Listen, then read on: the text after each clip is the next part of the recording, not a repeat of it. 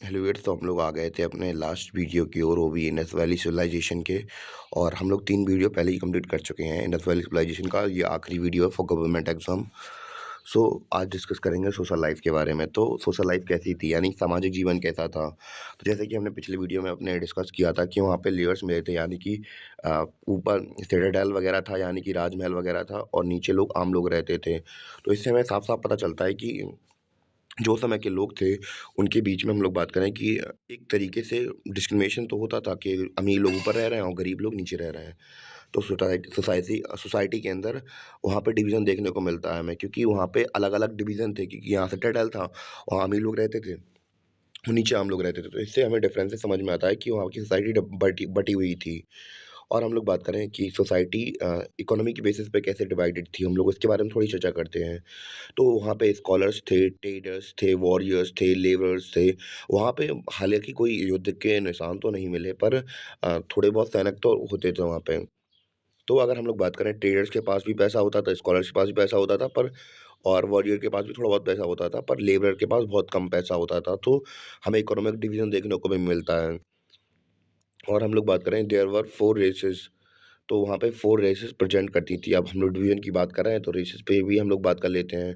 तो जैसे कि हम लोग आज के समय पे देखते हैं कि जैसे कि नॉर्थ इंडियंस को हम लोग आर्यंस वगैरह भी बुलाते हैं, क्योंकि इनकी स्किन फेयर वगैरह होती है थोड़ी बहुत, और साउथ वाले को द्रविडियन बुलाते हैं। मैं कुछ किसी का डिस्क्रिमिनेशन नहीं कर रहा, बस ऐसा कहा जाता है, मतलब रेसेस वगैरह होती हैं। जैसे इंडिया अ, वो मतलब अगर यूपी वाले क्षेत्र की बात करें या फिर एमपी की बात करें, तो ऐसा माना जाता है ये सब आर्यन के वंशज हैं। मैं पर्टिकुलरली नहीं कह रहा हूँ, किसी का डिस्क्रिमिनेट नहीं कर रहा हूँ, ऐसा कहा जाता है। तो फिर और द्रविडियंस कहा जाता है साउथ इंडिया को। और अगर हम लोग बात करें कि कश्मीर वगैरह की, तो उन्हें अल्पाइन कहा जाता है। और जो क्या लिखा है, मंगोलाइड्स, जो जैसे कि नॉर्थ इंडिया हुए, तो ये मंगोलाइड्स वगैरह के लोग हैं, सिस्टर्स हैं उनके वहाँ पे। तो वैसे ही वहाँ पे 4 ट्राइब्स वगैरह रेसेस प्रेजेंट थी, जैसे मेडिटेरियन, इन्हें हम लोग इंडो आर्यंस कहते हैं, और अल्पाइन्स को हम लोग पहाड़ी कहते हैं, और मंगोलोइड्स को, जैसे कि नॉर्थ इंडिया में असम वगैरह के लोग हुए, तो वो, और प्रोटो ऑस्ट्रॉइड को साउथ इंडिया के लोग कहते हैं, द्रविडियंस कहते हैं इन्हें। तो पहले ही मैं बता दूँ, मैं किसी को डिस्क्रिमिनेट नहीं कर रहा हूँ, बस ऐसा होता है, मतलब लिखा है इसमें, तो मैं बता रहा हूँ। और ये कुछ कुछ वैलिड सोर्स से ही मैंने लिया हुआ, तभी मैं बता रहा हूँ। People are fond of recreational activities, यानी कि लोगों को मनोरंजक गतिविधियाँ करने में बहुत मज़ा आता था। तो ऐसे फैक्ट वगैरह मिले हैं कि वहाँ पे लोगों को नृत्य करना पसंद था, संगीत करना पसंद था, और पाँच से संबंधी खेल भी खेलते थे, क्योंकि हमें वहाँ पे पासे वगैरह देखने को मिले हैं। और हम लोग बात करें नृत्य की, नृत्य और संगीत की बात करें, तो नृत्य में हमें ये वहाँ पे डांसिंग गर्ल देखने को मिली। एक ऐसी मूर्ति मिली है जो कि डांस की पोजीशन में खड़ी है। तो अब भैया डांस है, तो फिर संगीत भी होगा, तो ऐसा भी है। ऐसा मतलब माना जाता है कि वहाँ पे ये सारी चीज़ें देखने को मिली हैं हमें। तो हम लोगों ने अपना सोसाइटी डिस्कस कर ली थी कि लोगों फिर बता दे रहा है, लोगों के बीच में डिवीज़न था। और हम लोग बात करें कि इकोनॉमिक बेसिस पे सोसाइटी कैसे स्कॉलर्स, ट्रेडर्स वगैरह में बटी हुई थी, और वहाँ पे अलग-अलग कौन-कौन सी रेसेस एग्ज़िस्ट करती थी, उसके बारे में हम लोगों ने डिस्कशन कर लिया। और लास्ट में हमने देखा कि वहाँ के लोगों को मनोरंजन का काम करने में बहुत मज़ा आता था, जैसे कि गेम खेलना हुआ या फिर दूसरी चीज़ें करना हुआ, तो इन लोगों को ये सब चीज़ें करने में बहुत ज़्यादा मज़ा आता था। उम्मीद है कि आपको इतना समझ में आया हो। अब हम लोग बात करेंगे वहाँ की, ये देखिए वहाँ की कुछ पिक्चर्स वगैरह हैं कि वहाँ एक्चुअली ऐसे कैसे एग्ज़िस्ट करता था। यहाँ पे ये ग्रेट बाथ है, और मैंने आपसे कहा था ग्रेट बाथ के बगल में कॉरिडोर वगैरह है, और वहाँ पे छोटे-छोटे बाथरूम वगैरह भी हैं कि वहाँ पे कपड़े वगैरह चेंज किए जा सकें। तो ये कुछ आर्टिफ़िशियल इमेज है वैसी, और ये एक्चुअल इमेज है कि वहाँ पे कैसा होता था एक्चुअली। ये ग्रेट बाथ है, और ये वहाँ पे सिटाडेल का पिक्चर वगैरह है। हम लोग बात करेंगे रिलीजियस लाइफ़ के बारे में।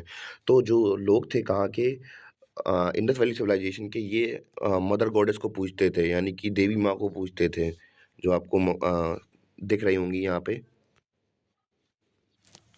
तो जैसा कि हमने अपने पिछले, मतलब हम लोगों ने पहले बात की थी, मैंने थोड़ा वीडियो रोक दिया था, थोड़ी प्रॉब्लम्स आ गई थी। तो हम लोग बात कर रहे थे, ये हमारी कौन थी? ये हमारी शक्ति माँ थी, यानी कि इन्हें मदर गॉडेस कहा गया था, और ये मिली कहाँ थी? हड़प्पा में मिली थी हमें।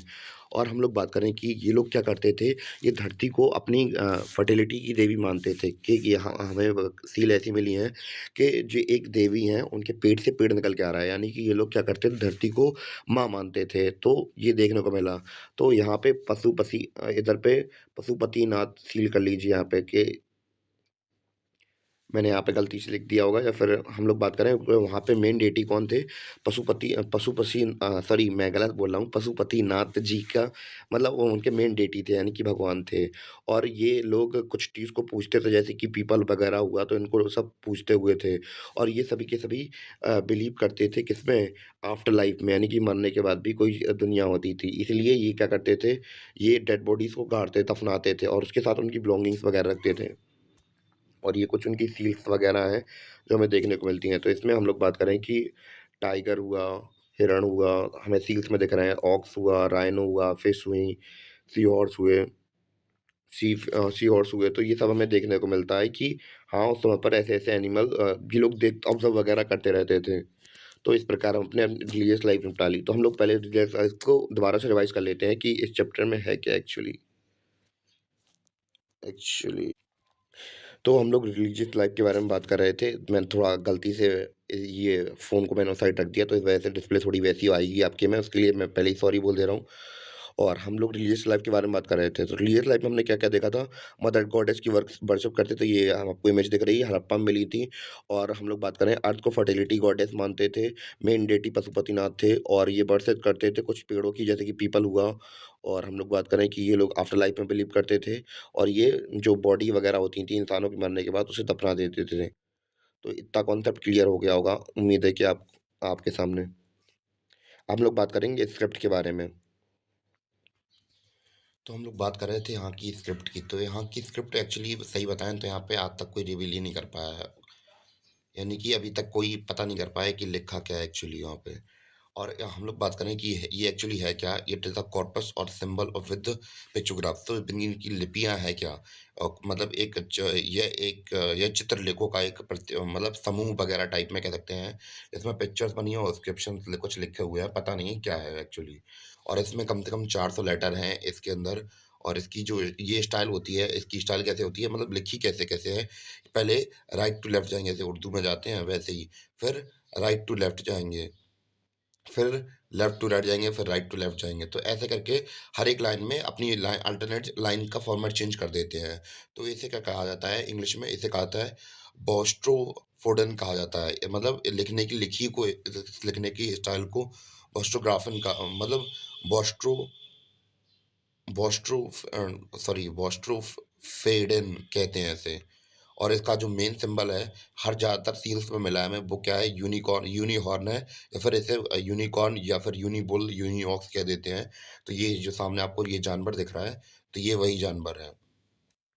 और हम लोग बात करें कि यहाँ पे ये लिखी है सिंबल्स। और उम्मीद है कि आपको स्क्रिप्ट समझ में आ गई हो पूरी। और अब हम लोग बात करेंगे किसके बारे में? डिक्लाइन के कारण।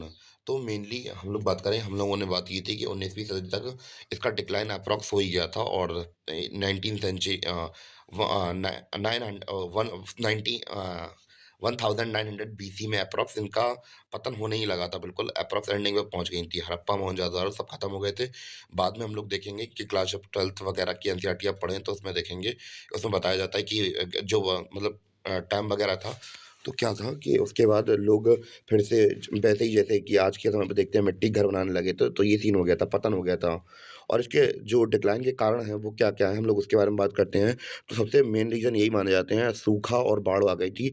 तो उस समय पे एकदम से क्या हुआ था, टेम्परेचर इंक्रीज़ हो गया था। टेम्परेचर इंक्रीज़ होने की वजह से एकदम से वहाँ के ग्लेशियर थे वो पिघलने लगे, तो इससे बाढ़ आ गई। और बाढ़ आने के जस्ट बाद सूखा पड़ गया, तो इस वजह से डिक्लाइन हो गया इस सभ्यता का।